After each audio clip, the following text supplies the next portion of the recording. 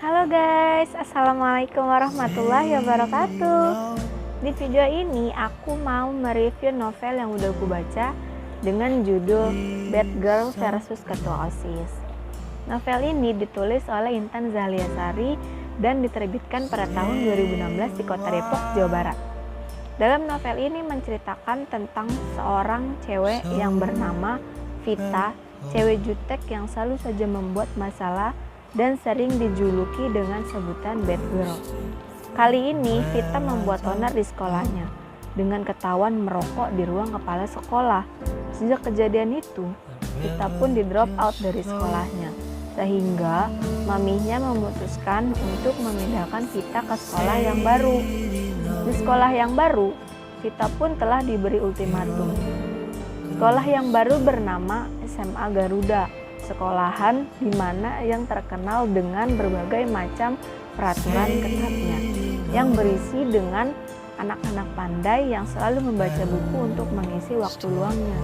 Vita pun masuk ke kelas yang baru, tapi Vita merasa bosan.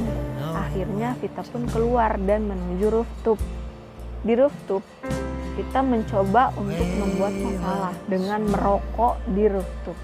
Akhirnya Vita pun dihampiri oleh seorang laki-laki, yaitu ketua OSIS yang bernama Vito Bramantio. Sejak kejadian itu, Vita pun diskors selama 3 hari. Akhirnya, skors pun berlangsung. Sudah selesai, Vita pun menjalankan hari-harinya atau sekolah seperti biasa. Pagi ini diumumkan akan ada tawuran antar sekolah siang nanti. Tepat diadakannya berita tersebut, di speaker sekolah pun menyala dan mengumumkan akan diadakan razia tas siswa-siswa yang ada di SMA Garuda. Sejak adanya berita tersebut, akhirnya pun Vita merasa was-was. Dan pada saat terjadinya razia, guru dan siswa pun merasa kaget setelah melihat apa yang ada di dalam tasnya Vita, yaitu berisi obat-obatan terlarang. Sejak kejadian itu, Vita pun akhirnya dipindahkan oleh orang tuanya dan maminya pun merasa murka dengan perlakuan Vita. Vita dipindahkan ke Amerika untuk melanjutkan sekolah di sana dan tinggal bersama oma dan opanya. 5 tahun pun berlalu, Vita pun merasa betah tinggal di Amerika, meskipun harus menjalani LDR Amerika dengan Jerman bersama Vito, pacarnya, si ketua OSIS di SMA Garuda.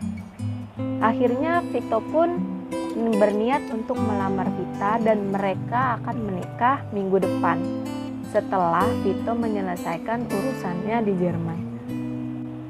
Akhirnya mereka pun menikah. Terus mereka mempunyai anak dan mereka hidup bahagia menjadi keluarga yang harmonis. Menurut aku, kekurangan dari novel ini adalah ceritanya tidak diceritakan sampai selesai dan membuat bingung si pembaca. Dan kelebihan dari novel ini adalah cover bukunya sangat menarik dan unik sehingga membuat si pembaca menjadi penasaran.